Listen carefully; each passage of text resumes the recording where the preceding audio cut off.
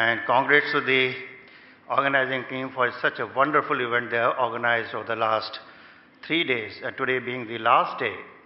And it is my proud privilege to be here. And my topic today is basically hovering around the GLP-1 receptor agonist engineered to meet the patient need. Is there any ideal anti-diabetic drug which addresses primarily the weight with an improvement in the glycemic status even when combined with other anti-diabetic medicines? Negligible risk of hypoglycemia whether used as a monotherapy or as an add-on therapy. Long-term durability and flexibility in relation to meal timing and timing of the administration.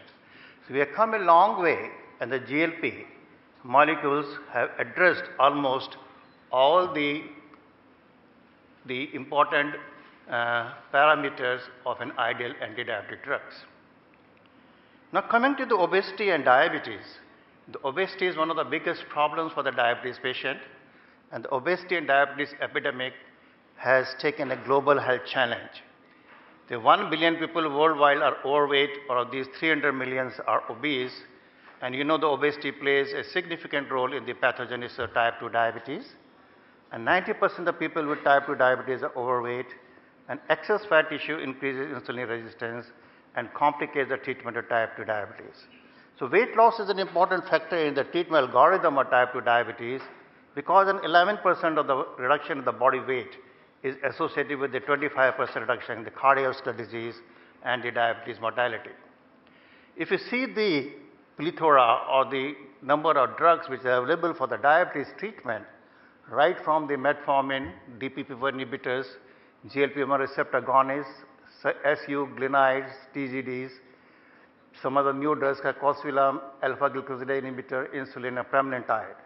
If you see the efficacy-wise, the benefit-wise, and the risk-wise, the GLP-1 receptor agonist scores over all the available anti-diabetic treatment plethora in our treatment algorithm, because the biggest advantage or benefit is the weight loss and the durability, and also the increase in the insulin sensitivity and decrease in the insulin resistance.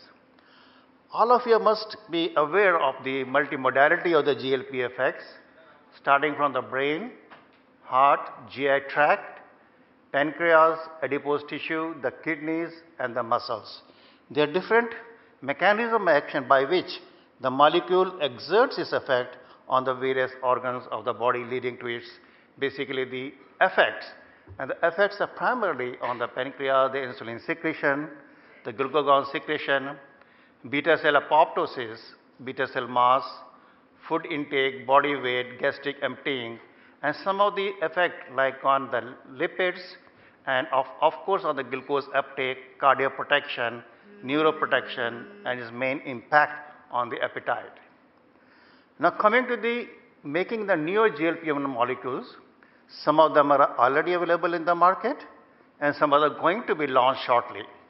The various ways by which most of the pharma companies have tried to look into the formation of GLP-1 molecules are the incorporation of the molecules in the injectable microspheres like exenatide once weekly, fusion with the larger carrier molecules like albumin, like liraglutide, or the FC fragments of the immunoglobulin G like dulaglutide, and the attachment of a fatty acid. No people are very fancy about the involvement of a fatty acid chain which allows reversible binding to the albumin like the liraglutide and the semaglutide. Now, as Dr. Shashank told you, I have to give a fair comparison of all the available GLP molecules or the future molecules which are going to be launched shortly. What you call the GLP-1 agonists, are they are not all alike. Now to classify the GLP-1 receptor agonist, I have given a simple classification. There are two main groups with the different PK properties, like the short-acting GLP-1s, which are like exenatide and lixisenatide, and the long-acting GLP-1 with the half-life is more and constantly high plasma levels are maintained over the course of the day. These are exenatide LAR, biduron, liraglutide, albiglutide, and dulaglutide. With the exception of the liraglutide, these long-acting GLP-1, all of them are once weekly to be taken. Now, a short snap. What are the difference between the short-acting GLP-1 receptor agonist and the long-acting receptor agonist? The impact of the short-acting, the intermediate on the A1C reduction, and as compared to the continuous long-acting, there is a slightly more reduction in the HbA1c, more fasting plasma glucose reduction, that is why more HbA1 reduction, and the PPG reduction is primarily more with the short-acting as compared to the continuous long-acting. Now, the gastric emptying deceleration is almost neutral in the long-acting, that is one of the advantage. The GI side effect is slightly less. The body weight reduction is almost equal. The blood pressure reduction is almost equal. And the heart rate increase, which sometimes we quite often see in our patients, is neutral with the intermittent, but with the continuous slightly increase in the heart rate.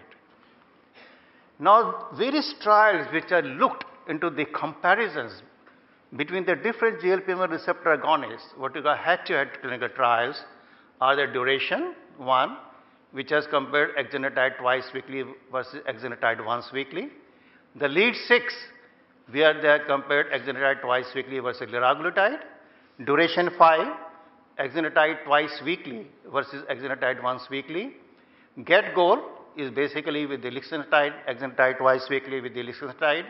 Harmony 7 is with the albiglutide versus liraglutide, and award 1, the dulaglutide 1.5 versus the dulaglutide 0.75, and the award 6 is the dulaglutide versus the liraglutide. Now, if you see a snapshot again to compare the different clinical trials, head-to-head clinical trial, you can see the significance between the lead 6, the liraglutide compared to the exenatide BD. There was a significant reduction in the HbA1c. Similarly, in the duration 5, where the exenatide once weekly compared to the exenatide twice a day, there is again a significant reduction in the HbA1c. In the rest of the trials, it was non-significant when they had a head-to-head comparison between the different GLP-1 receptor agonists. Similarly, in the Harmony 7 and the Award 1, Award 1 was again slightly significant, where the dulaglutide 1.5 was compared to the 0.75. The 1/5 dose-dependent reduction, the HbA1c is slightly more than the dulaglutide 0.75. This was the change in the HbA1c when we compared the different GLP-1 receptor agonists. Now, coming to the weight, you can see in the duration 6, there was a significant weight reduction when the exenatide once weekly was compared with the liraglutide, and the weight reduction on an average to 3.57 kg. In the rest of the trial, the weight comparison was almost equal. And similarly, in award 6 also, liraglutide had a superior weight reduction as compared to dulaglutide 1.5 mg. It was slightly significant. Again, in the Harmony, it shows that the liraglutide was slightly superior to the weight loss. So we have known now what is the difference between the HbA1c and the weight among the various GLP-1 receptor agonists on the horizon and which are now available in the market. Now, coming to the adverse event, which is an important parameter to basically look into the different molecules, the duration and the duration 1 and duration 5, the exenatide twice daily was associated with the more nausea and vomiting versus the once weekly, because I told you the gastric emptying time is almost neutral. Lead 6, the adverse events were less likely but more severe with the liraglutide versus exenatide twice daily.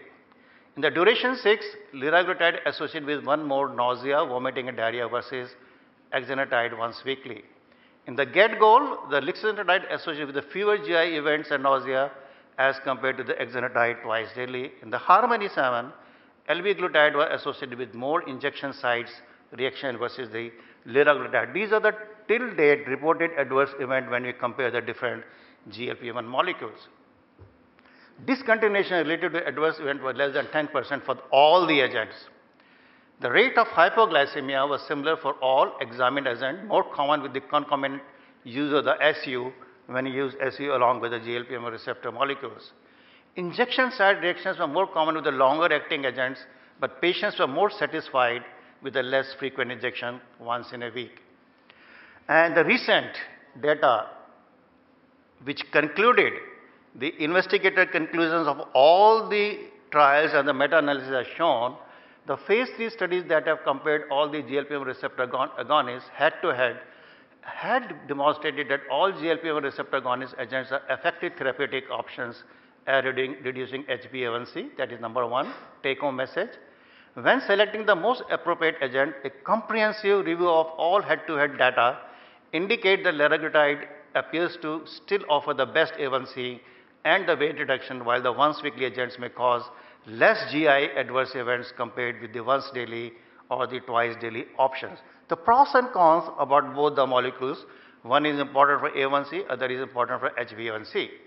So the clinician should use a patient-centered approach while selecting a specific GLP-1 receptor agonist, incorporating evidence on efficacy as well as other practical considerations such as self-administration, technique of the injection and other psychosocial factors. Now coming to the precautions, again a good take-home message. Don't use the patient with a history of pancreatitis in the past. Be careful on patients with the hypertriglyceridemia, gallstones and alcoholism, which are all the risk factors for the pancreatitis. Patients should be made aware of signs and symptoms of pancreatitis and stop taking incretin-based therapies if the signs and symptom occurs, and don't restart the therapy if pancreatitis is confirmed. Now this was the poster which I presented in Berlin 2 years back about the real world data of the liraglutide interim analysis of open label. It was an observational lead-in study which demonstrated the favorable safety of the liraglutide in the Indian subjects of type 2 diabetes in the real life situation. And it has also shown that additionally significant improvement in the glycemic control was noted as compared to the other literature in the world.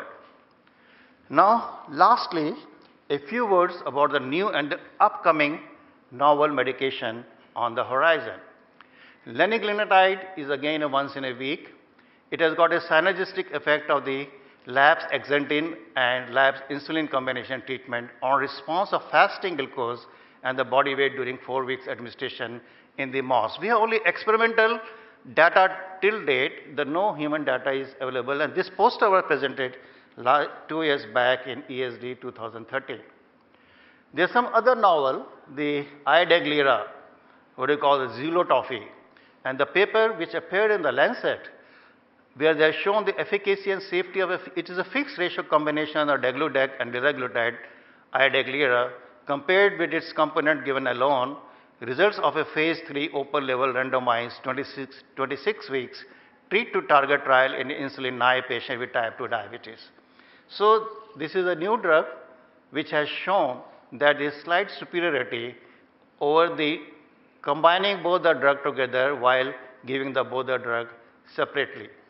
And these are the effects of this particular trial, insulin degludec and liraglutide fixed ratio combination, the dual one trial, on the HbA1c, on the fasting glucose. You can see this arrow of the Adaglira, and this is on the daily insulin degludec dose, and this is the daily liraglutide dose. This is the change in the body weight, and this is the mean of the cumulative events per patient. In all the 6 parameters, the combination therapy scored well over the other drug which were given separately. Similarly, Sanofi is also coming with the lixisenatide and glargine combination, what is called Lixilan, which is a fixed ratio combination of Lixumia with the Lantus in a single pen, which has been evaluated in a phase 2b trial involving more than 300 patients, and the results were presented in ADA last year. The phase 3 program is ongoing, 2 trials involving more than 1,800 patients, and the results are expected 2015. And the first regulatory filing to the FDA is expected at the end of the 2015. This is in the one pen, a fixed dose of the lixisenatide and the glargine. Now this slide is very important, how we can utilize the importance of GLP-1 on the treatment modalities of the diabetes. On the right hand panel you can see we can have the disease modification. On the left hand panel we can basically focus on the weight loss. The various permutation combination which has been tried, GLP-1 combined with the gastrin, or the GLP-1 combined with the GLP-1 2, or you can combine GLP-1 with the glucagon, or you can combine GLP-1, the GLP dual receptor agonist. So we call the dual receptor agonist chimera, while this is a hybrid combination of GLP-1 with the gastrin. So utilizing the importance of the GLP-1 with the various co-agonists will help in the near future to have better glycemic control, better impact on the weight and better durability. Now I will just show you some of the latest and in near future some of the molecules. These are some of the peptides which are coupled with the biological polymers. Zenylation is called zenylation, and zen is genetically fused to the exenatide with a half-life of around 150 hours, has to be given once in a month, is undergoing phase 1 trial. Then you have a GLP-1 glucagon co-agonist, these are the names, and this has to be again given once in a month. The GLP-1 GIP co-agonist, the dual receptor agonist, MAR 701 and the MAR 709 undergoing the phase 1 trial, and GLP-1 co-agonist with the PYY again going a phase 1 trial. This just shows how important the GLP-1 in the treatment algorithm by combining or coupling with some other drugs to improve their duration, prolonging the duration of action, efficacy, and also the safety profile. Now coming to the oral GLP-1 based therapies, Unmet was the first pharma companies which basically submitted is the pre-investigation package to the FDA for the Unmet 0901 is called the oral exenatide, an oral GLP-1 analog for the treatment type 2 diabetes. There are TGR5 receptor agonists and a G protein coupled receptor agonist. We know the TGR5 are known to stimulate the GLP-1 action when they reach to the intestine.